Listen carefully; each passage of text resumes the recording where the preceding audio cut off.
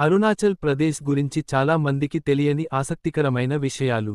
భారతదేశంలో అందరికంటే ముందుగా సూర్యుడు ఉదయించేది అరుణాచల్ ప్రదేశ్లోనే.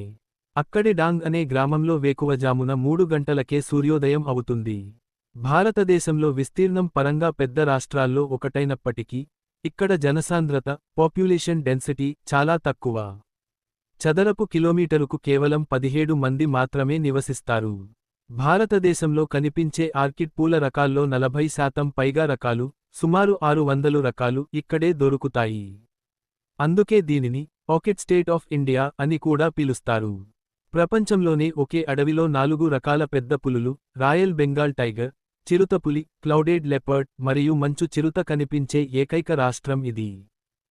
భారతదేశంలోనే అతిపెద్ద బౌద్ధారామం మరియు ప్రపంచంలోనే రెండవ అతిపెద్దది. ఇది సముద్ర మట్టానికి సుమారు 10,000 అడుగుల ఎత్తులో ఉంది. అరుణాచల్ ప్రదేశ్లో 26 ప్రధాన తెగలు మరియు 100కి పైగా ఉప తెగలు ఉన్నాయి.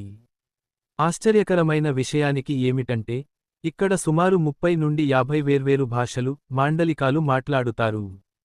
కానీ అందరినీ కలిపే భాష మాత్రం హిందీ. పురాణాల ప్రకారం, శ్రీకృష్ణుని భార్య అయిన రుక్మిణీ దేవి అరుణాచల్ ప్రదేశ్లోని భీష్మక్ నగర్ ప్రాంతానికి చెందినవారని స్థానికుల నమ్మకం. జిరో ప్రాంతంలో దాదాపు 25 అడుగుల ఎత్తు ఉన్న ఒక భారీ సహజ సిద్ధమైన శివలింగం ఉంది.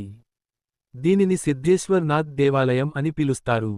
ప్రపంచంలో అంతరించిపోతున్న అరుదైన నల్ల మెడ కొంగలు శీతాకాలంలో చైనా నుండి ఇక్కడి శాంగ్టీ వ్యాలీ కు వలస వస్తాయి.